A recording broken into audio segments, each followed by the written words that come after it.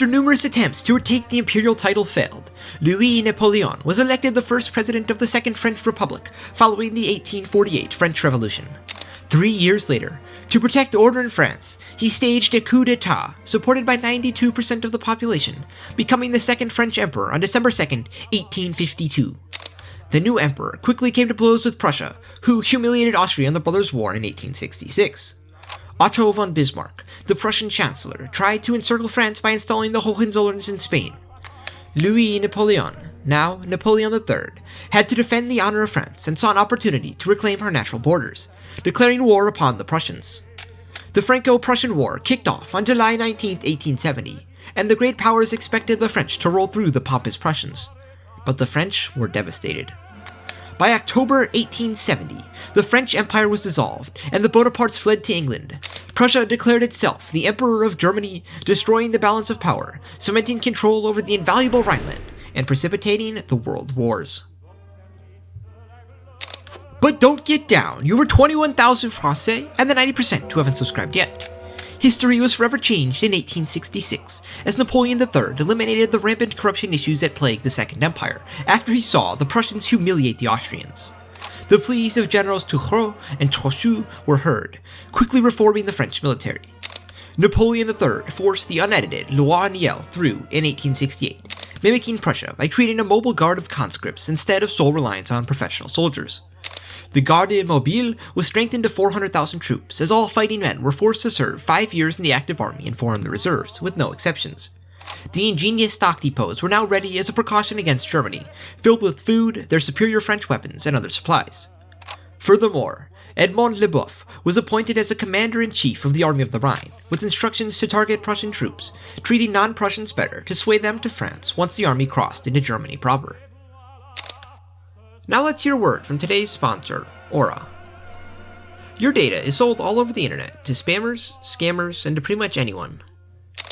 Your name, email address, bank details, medical records, etc. It's all online somewhere. Aura allows me to see which data brokers have sold my information and allows me to submit requests to opt out, so they don't sell my data anymore. I unknowingly had 17 data brokers selling my information, and Aura is getting all of these taken care of. This reduces spam emails that I get and keeps me safe from hackers who can try to steal my information. Aura also includes an antivirus, a VPN, password management, and identity theft insurances all in one platform. Knowing this, Napoleon III definitely could have used Aura to protect the Second French Empire from the horrible scams and embezzlements that cost his government in the Franco-Prussian War. Go to aura.com/Videntis to start a 2-week free trial. It's also linked below in my description. Now, back to the video. The war began in July 1870, as Saarbrücken was taken on the 31st. The Battle of Wissembourg was incipient of the war, seeing successful Prussian attacks before reinforcements arrived and the city was retaken within 2 days. Crown Prince Friedrich Wilhelm was caught, bolstering French morale. The French began pouring into the southern Rhineland, taking key cities by the end of August. Empress Eugenie, running the nation from Paris, elected to leave the 14,000-strong garrison in Rome to defend the Pope, since the war progressed positively.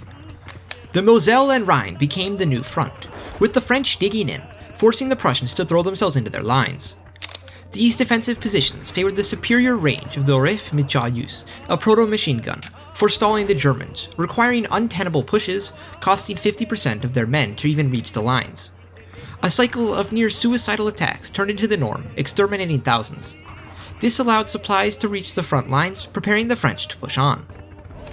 General von Steinmetz made an overzealous, unplanned move, leading the First Army through Luxembourg as he grew desperate for a victory. Confused officers followed through into the Benelux as communication faltered, playing into the French plans as international opinion turned against the Germans. Russia abandoned their secret anti-Austrian treaty, and the UK sent an ultimatum to Prussia to withdraw, and contemplating entering the war, but decided against. Bismarck wanted to save face, committing to conquer Belgium. Liège fell on August 20th, as the Belgians were cut off before they lost Gèvres, and the Germans besieged Charleroi on September 2nd. Napoleon III moved the French army into Belgium to defend their neighbors, once Leopold promised minor territorial concessions. In Luxembourg, they were annihilated at Ettelbruck, and the Germans met them at Mersch, where they caused massive casualties to both sides, but drove the Germans out of Luxembourg.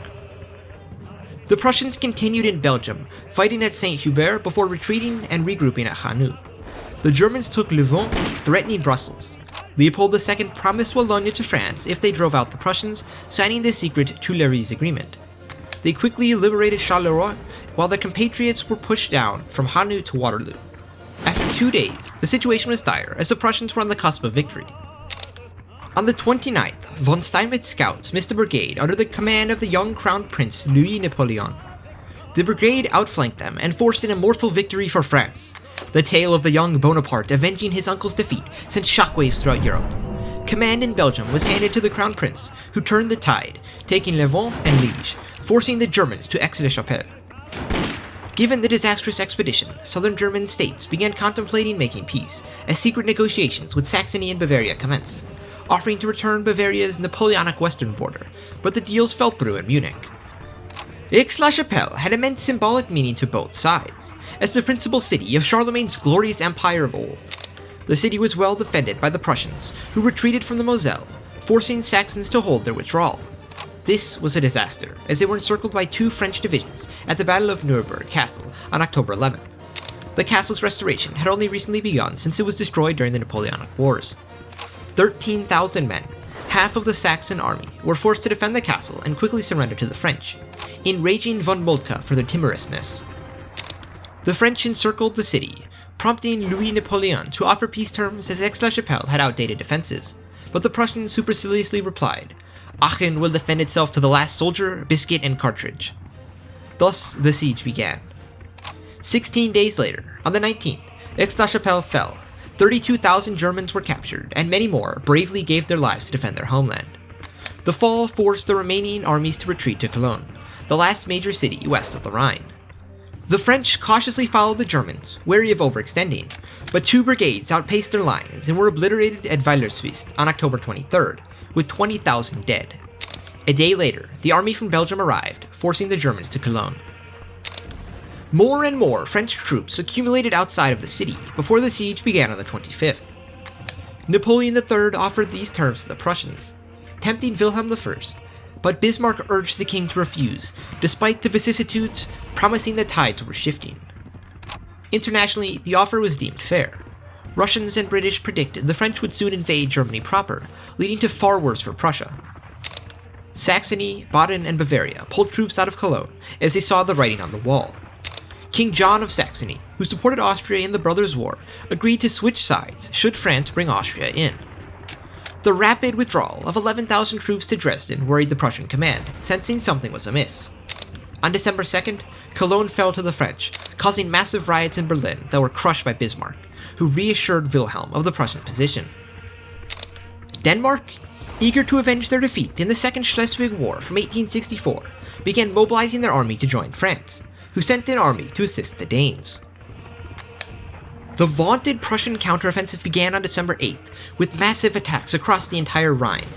Cologne, Mainz, Koblenz, and more were all crippled, and the Prussians ended up destroying their former lands.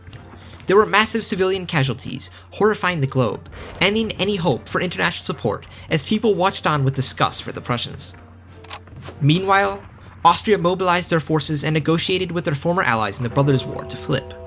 France and Austria signed the Hofburg Accord, agreeing to total victory over Prussia and mutual defense against Italy. Denmark declared war on January 11th, pouring into Schleswig-Holstein, easily taking Schleswig and Kiel before besieging Lübeck. On the 18th, Emperor Franz Joseph declared war, joined by Ludwig II of Bavaria, Frederick I of Baden, Louis III of Hesse, and John of Saxony.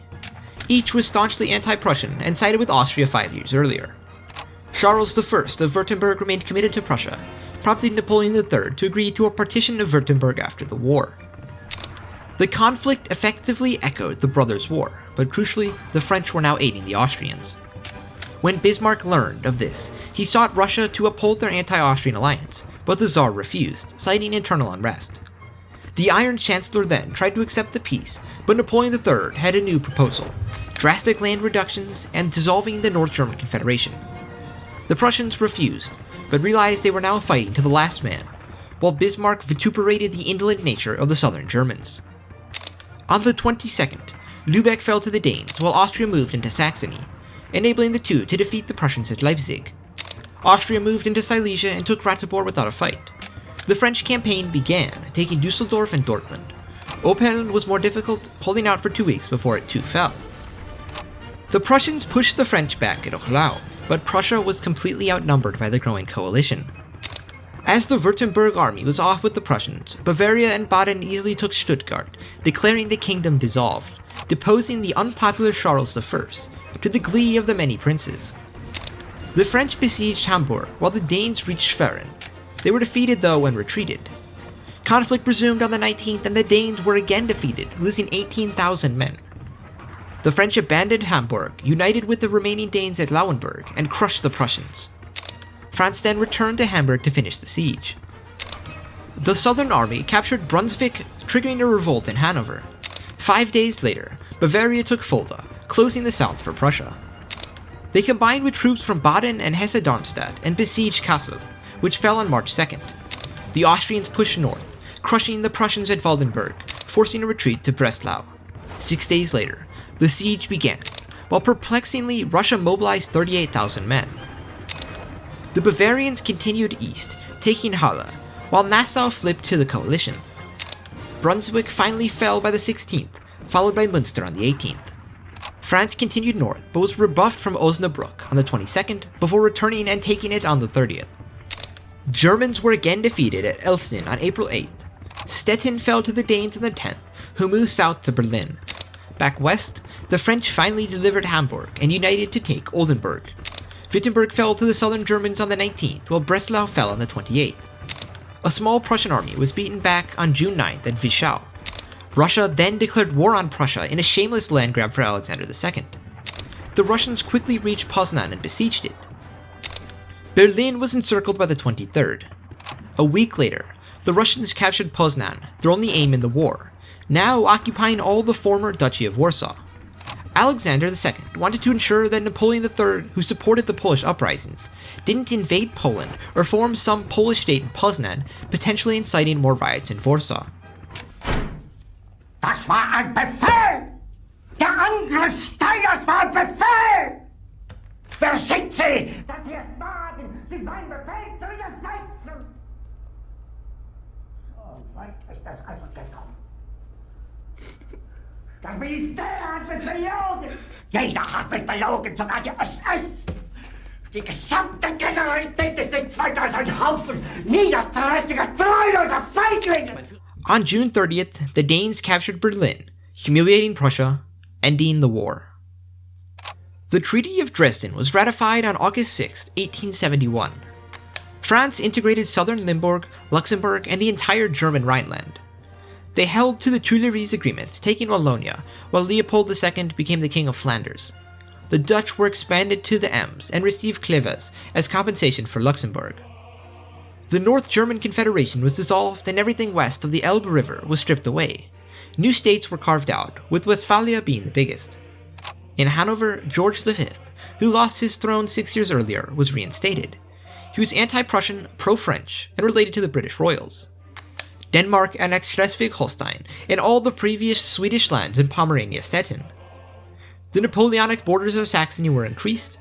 Bavaria and Baden divided Württemberg and they both expanded north, while Baden became a kingdom. Austria retook Silesia, undoing Frederick's glorious achievements, while Russia took Poznan.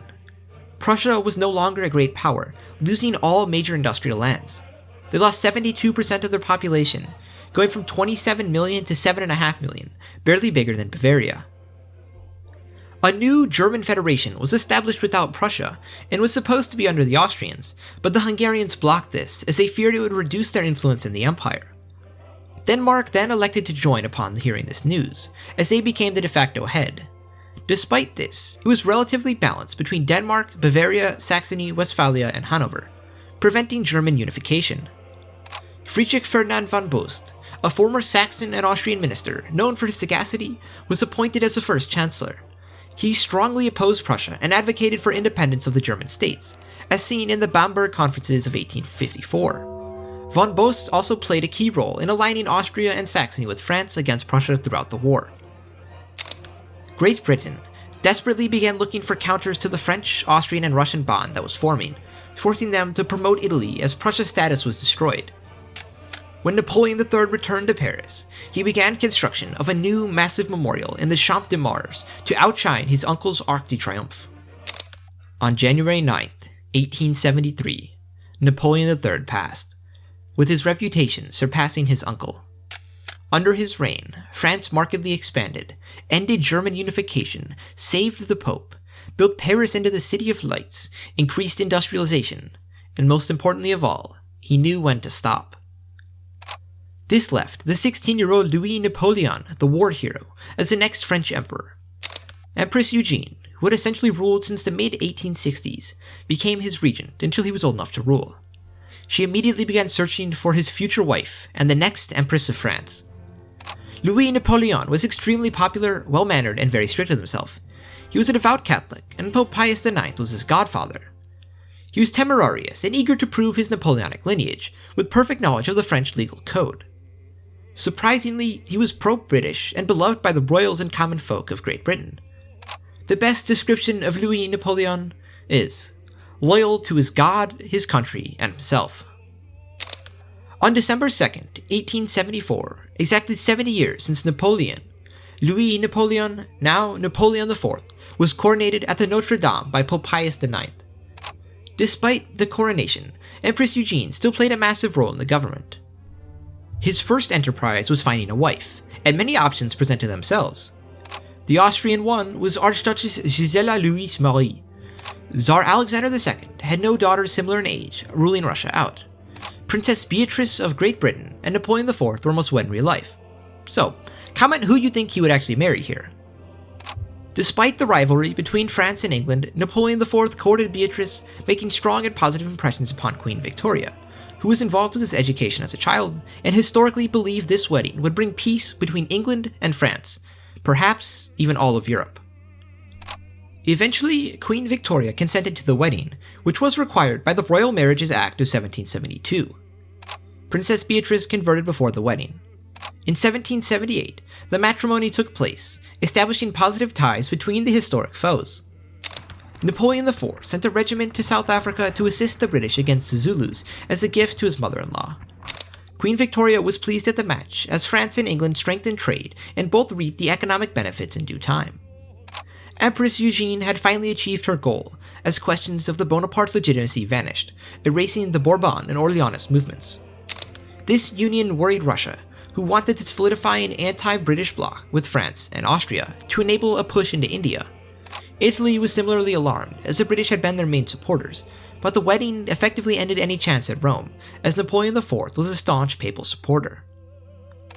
The new lands were crucial to the economy and were the most valuable in France. Historically, they were the catalyst for Prussian modernization, known as the richest jewel in the crown of Prussia. The Rhineland had tremendous mineral resources, full of carbon, iron, lead, zinc, and many others, but the abundance of coal outshone the rest. Aix-la-Chapelle, Essen, Oberhausen, Duisburg, and Cologne all proved indispensable. It fueled French modernization and industrialization, outpacing Austria and Russia, quickly catching Britain. It was also the most densely populated region of the empire, and was majority Catholic, easing the integration process. French youths were encouraged to marry women from the Rhine and dilute the Teutonic stock, increasing the use of French language and culture over time.